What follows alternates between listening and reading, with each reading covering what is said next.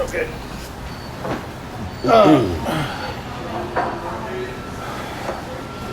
Well, I mean, I think you can maybe guess, but so you're on the schedule, so you're not being terminated. But that being said, those offenses in there, I do have an incident report, and we're going to walk through that. Okay. And we need to work on a performance. But the interaction with Craig, completely outside the bounds of what you've been trained. So when he's yelling at me and cussing at me, I shouldn't have asked him to leave? I don't think in that situation, especially if it had been a different circumstances, but knowing the interaction that came before that, down the lower lot, there wasn't an interaction at the lower lot. I just seen him drive by twice on two separate occasions in a 5-hour span. So. Yeah, but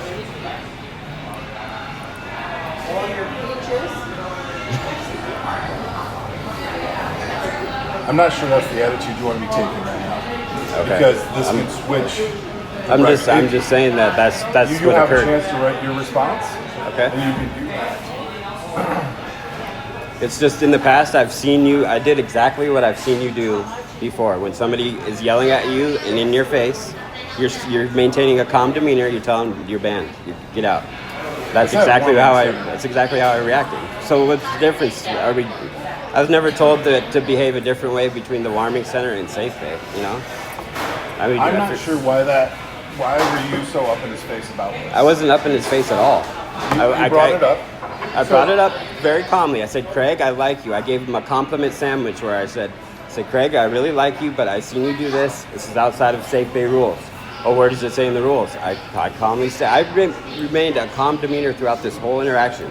It wasn't a brief exchange. It was like a 45-minute sit down with him, and it ended with him getting loud, yelling, screaming. At 11 p.m., past quiet time, he's waking up other clients outside. I had to ask him to leave. I don't see where I was wrong in asking him to leave.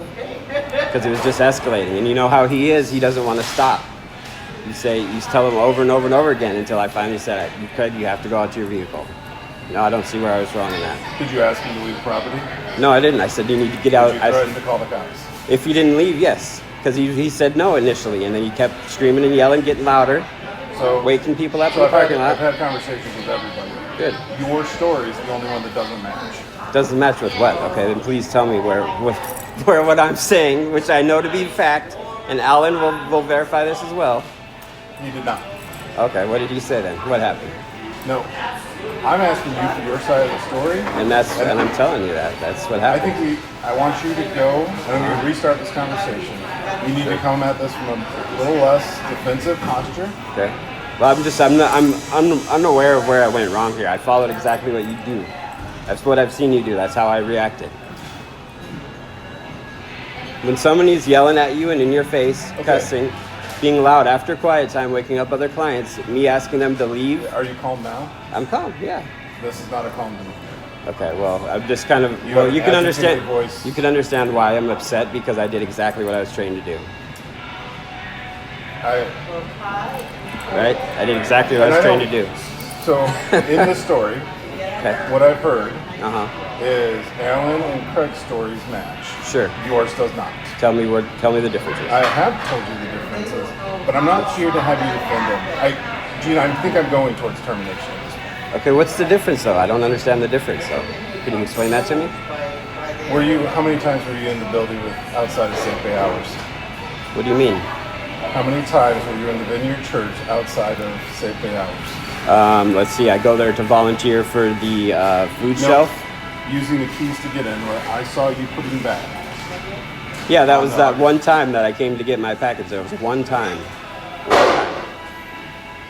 Yeah, and Hunter was there. He could verify that too. Who did you get permission from to stay? Pardon? Who did you get permission from to stay at? The pastor Becca. I got permission from Hunter, the youth coordinator, and also from Barry. Three people. Barry, I talked to Melissa and Barry. Okay. Becca. Barry did not give you. Pastor Becca. Okay. Yep. So. But what's the differences between Alan's and my story? What's the difference? I don't think you're understanding Okay. that I think Craig did feel attacked, and I would assume felt very gaslit by you because of the conversation. You can't be surprised. We had this conversation on the Gaslit by how? By you. Because you were down there in a place with your blinds up, Yeah. clearly living there. Okay. He pulled down there, and then you're later yelling at him or I didn't raise informing him my of the voice. rules Okay. of that. Because he's in the program. I am not. He's in the program, right? But you're a staff member. Correct. You didn't seem to think that it was important that maybe I know that you're on the property. You were on vacation. So when did you start staying there? It was like the night before my truck broke down. So otherwise I wouldn't be down there, you know? If you're in my shoes, what would you do? Well, I'd be more compassionate for one and ask me how I'm doing. When I came up there for the church, you realize what you said to me? You said, I'll give you 2 minutes to get out of here. When I came up to get my package, I said my truck's broke down. You didn't ask like how I'm doing or nothing like that. I was like, you didn't care. You're like, get the hell out of here. Basically, is how I took it. One, I was supposed to be on vacation, Right? and I was pretty annoyed that I was pulling in there and finding staff there outside of safe pay hours. Okay. I mean, how do you think I feel, you know?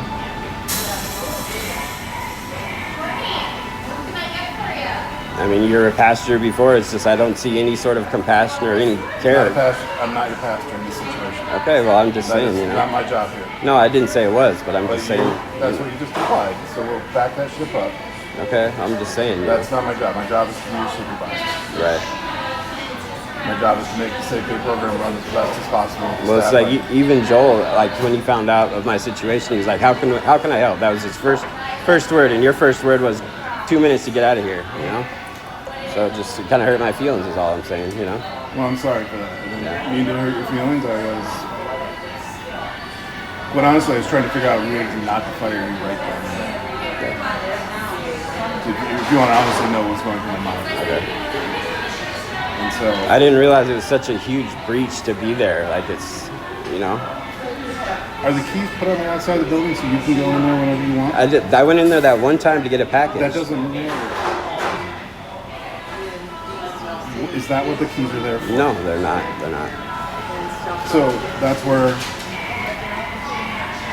Gene, I want to see you do well. And I do as well, you know. I feel like something happened at some point where we did have a good report. Now it's like, you know, I don't know. Well, it's very defensive. I'm just stating how I feel. I'm just saying that I feel something went left. You'll have a somewhere. chance to respond to this. Mm-hmm. I am trying to be compassionate. Okay. Because quite honestly, being in there, I've heard that Craig ran into you and you guys interchanged, had a conversation down there. Here's my problem. Okay. And the other stories I've gotten, 2 have matched, 1 has not. Okay. So I tend to go with then the person that the story matched with the other person that was there. Sure. Sorry. That's just what I have to do. And so There's cameras there, right? Can we pull up the recording from that evening? Would that be possible? Because the recording won't lie. no, I'm talking about he said that you guys interacted down the gravel. Down there? Okay. Well, perfect. Yeah. He drove by twice. He didn't stop. He didn't stop at all. So that's a flat out lie. Put that on my father's grave. That's a fucking lie. Okay. So if you want to believe a client over an employee, feel free. That's a lie. You want to try another manipulative statement? I'm just saying, No. that's a fact. Keep trying. Gaslight me again. I'm not gaslighting anything, Drew. I didn't talk to him down there. He drove by twice. That's the He didn't story I even was stop. informed with. Okay. Well, that's not 2 people saying that story. I understand that. But I'm saying the other stories matched, yours didn't. I'm not. Sure.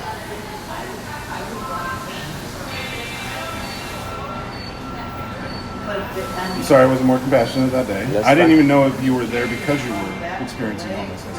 All I knew is you were inside the building. So I didn't know.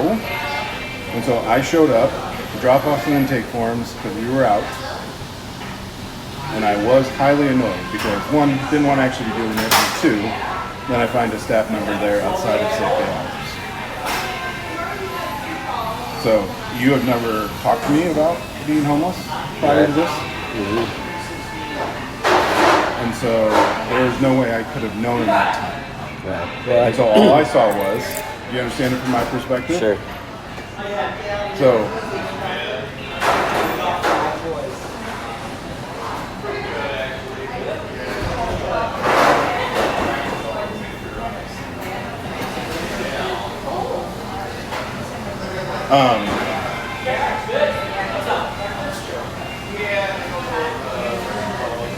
I do feel like your interactions with clients, and even these interactions here where you're telling me to remain calm, are not a calm demeanor. We got to work on lowering that. And So you're saying right now is loud in this it's coffee forceful. shop? Okay. It's So not when, always about being loud, it's about Okay. being forceful. okay. Well, sometimes you have to be forceful with clients like Craig who are constantly persistent, and you know how he is, right? He constantly is deflective and persistent. So yeah, I might have had the same sort of demeanor and tone in my voice when I talked to him, but I didn't escalate it to the point where I was being loud past quiet hours or swearing, which he did. So, and the camera will state that, you know. No, you guys unplugged the camera, so What? you guys unplugged it. Guys, Who did? I didn't. Somebody on staff unplugged the cameras. I'm not saying I couldn't even tell you where it's plugged in at. The ones. How could you unplug? Just- I'm not even gonna ask. Not even gonna ask. So, they were unplugged that week. well, that's pathetic that somebody would do that.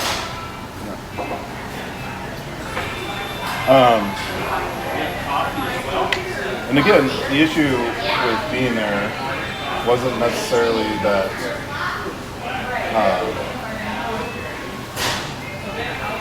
that you were there or experiencing homelessness. It was that there was no communication or thought that how that could impact the program. And I really want to work with you and move you back into that. This Sunday or Saturday night will be your last overnight shift for a while. I've seen that. Yeah. I think at this point, I'd rather be able to have you there when I can be around Sure. and be more present. Mm-hmm. And if we want to work back towards that, we can talk about that. Unfortunately, my next question, I don't feel like you have taken any responsibility for this, so it's a hard one. How can I help you improve at your job so these kind of incidences don't happen? Well, I mean, I did exactly what I was trained, so I don't know. I mean, I guess is there separate training for the warming center and the Safe Bay program? Sorry, I kind of assumed that we would realize that there's one thing with somebody getting upset there. Getting But I loud don't- and yelling after quiet Yeah, hours, that just wasn't. So I guess we allow that for certain clients. I mean, Quite honestly,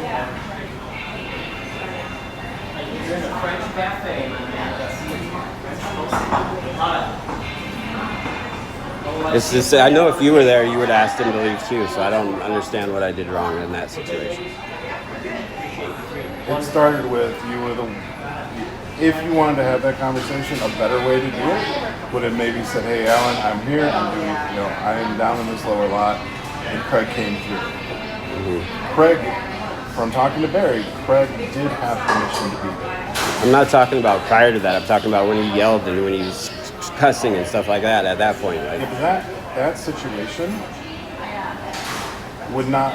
I get that happen. that's where it stemmed from, but still, that's no excuse to yell and scream at staff and cuss and be loud and wake up clients past Yeah, quiet but I've time. also heard you say you have to listen to me because I'm staff. Is that not a fact? Is that how you like others to speak to you? Well, I'm really confused here, man, because I see you. I did exactly what you would have did in that situation when the client is yelling, getting loud in your face. You calmly tell them to leave, and that's exactly what I did. Yeah, but there's different situations. I've had margarita in my face and I haven't asked to leave. Okay.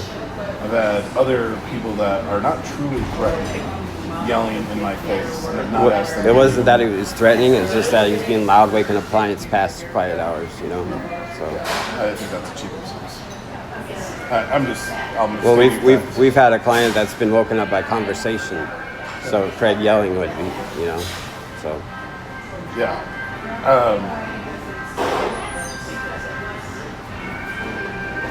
What do you think you can do? What do you need to do to improve?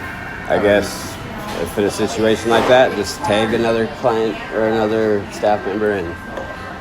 So, right? Yeah. Okay. And I think that there's building the rapport with him, and Craig is a weird one, and I will give you that. I wouldn't say he's weird. He's a unique individual. It's a unique, odd, yes, better word there.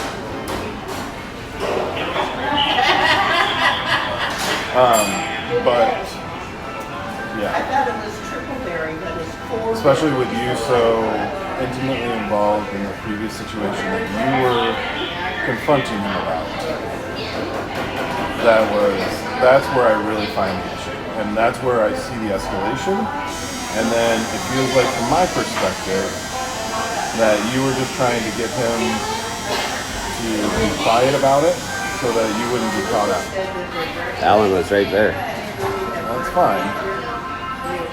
But if you were as defensive in that conversation as you have been with me about it, and I think I could see that, I can see why Craig would get to that point. Well, He knows how I've taken some breaks. Huh? He What do you knows mean? how I've taken some breaks during this conversation and just shut up. What do you mean taking some breaks? I paused for like 5 seconds. Isn't that how conversation works? No, that was me refraining and going apeshit on your ass. Why would you go apeshit on my ass? Because I think you're acting like a jerk right now. I'm being a jerk. Yes. You were not taking any responsibility for this. Well, I'm just I'm confused as to how I've been trained. Confused. Okay. If you cannot see how